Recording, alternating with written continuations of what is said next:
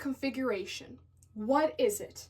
Well, it's the arrangements of electrons in orbitals. So, for recap, atoms have three components. It has protons, neutrons, and electrons. Electrons is what we're going to be focusing on. Protons stands for a positive charge, and it's in the nucleus of the atomic structure of an element. Neutrons are in the nucleus of an atomic structure of an element, and it has a neutral charge. Electrons are in the orbitals and has a negative charge. So, with electrons, the arrangement of how they are in orbitals is called electronic configuration, and this ranges, and this ties in with the orbital rules. So, for example, if I'm going to bring up sodium, which is Na, capital N, and a lowercase n, with the atomic number of 11, this is sodium, which is the 11th element of the periodic table, because that's the atomic number. The electronic configuration of sodium is 281. Now, where did I get these figures from? It's from this. So let's apply our knowledge of drawing atomic structures of elements. Now, say for example, I'm going to draw the atomic structure of sodium. Sodium has the atomic number of 11, so then I know that the amount of electrons in the atomic structure must be 11. So in the middle, we have the neutrons and we have the protons. That can be bigger, doesn't matter. Now within our first orbit has to be 2 electrons only. This is the limit, right? And you can also draw X's instead of circles. So 2 is the limit of how many electrons can be in the first orbit, but for the second one, the limit is 8. So when you think about this, you're going to have to start calculating, because in total there has to be 11 electrons, but we have to take into consideration and we have to spread all of this out for there to be 2 in the first orbit, a limit of 8 in the second orbit, and a limit of 8 in the third, fourth, fifth, sixth, and so on. So 2 plus 8, that gives us 10. 1 more, that gives us 11. So we know that this added all together, the electric configuration, must equal to the atomic number of the specific element that you're trying to draw the atomic structure of. So this is basically you just breaking it down and the arrangements of the electrons. So first orbit can only be 2, and we've done that. Now, with our second orbit, we have to have a limit of 8. So 2 plus 8, that gives us 10. So then we can draw 8 electrons in the second orbit. So 1, 2, 3, 4, 5, 6, 7, 8. And they don't have to be in a specific order or anything like that. They can be all over the place. And then we're not done, because this only gives us 10.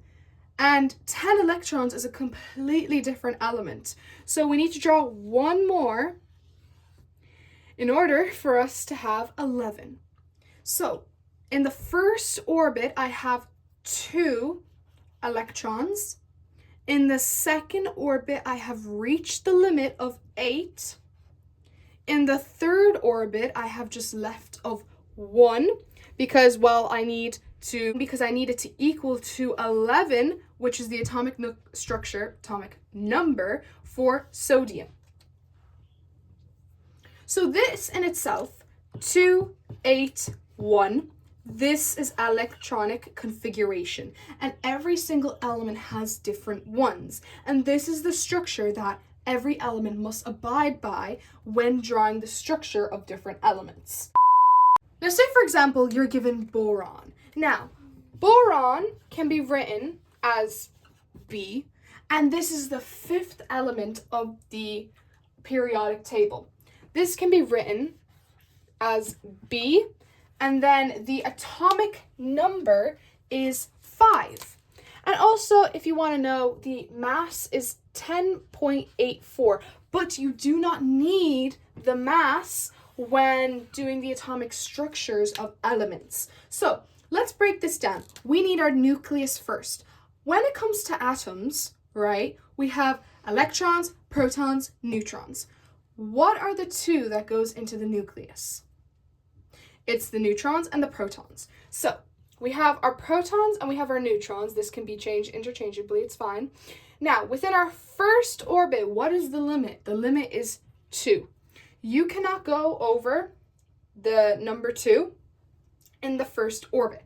This is the limit. And since the atomic number is 5, which is more than 2, we know that we're going to be having to, we're going to need to use another orbital in order for this to be boron.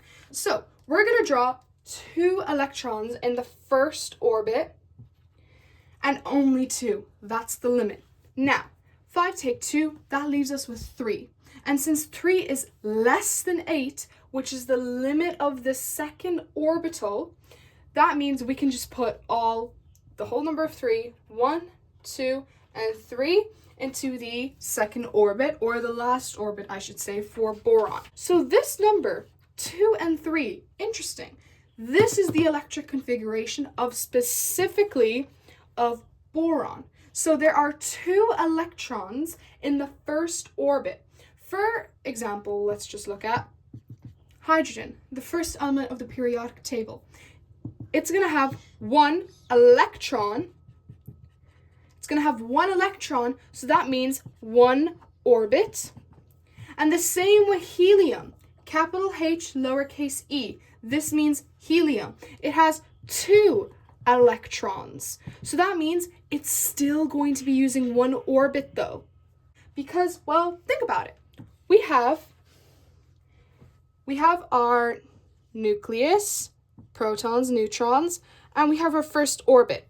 The limit is 2, 1, 2, and we don't need any more. So for helium, the electronic configuration will just be 2, because that's all the electrons you need. You don't need a second orbit.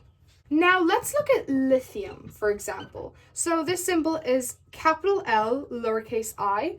Now, if we were to draw this out on a Bohr diagram, we would have to firstly take into account, this is the symbol. What is the atomic number of lithium? Well, we have hydrogen, then we have helium, then we have lithium. So lithium is the 3rd element of the periodic table. And if you want, then again, the mass is 6.94, but you don't need the mass for the atomic structure of elements. So now let's look at this, right? We have the neutrons and we have the protons. Perfect. So we know in the first orbit, we need only 2. 2 electrons is the limit of the first orbit. And we know that that will be included for our electronic configuration because our atomic number is more than 2. So we're going to need more than that. So for our next orbital, how many more electrons do we need? Well, 1 more. And this is the amount, or the necessary amount, that we need to draw out the atomic structure of lithium. Because in the first orbit, there's 2, and that's the limit. But for our second orbit, we need only 1 more in order for us to give us the 3 electrons that lithium has.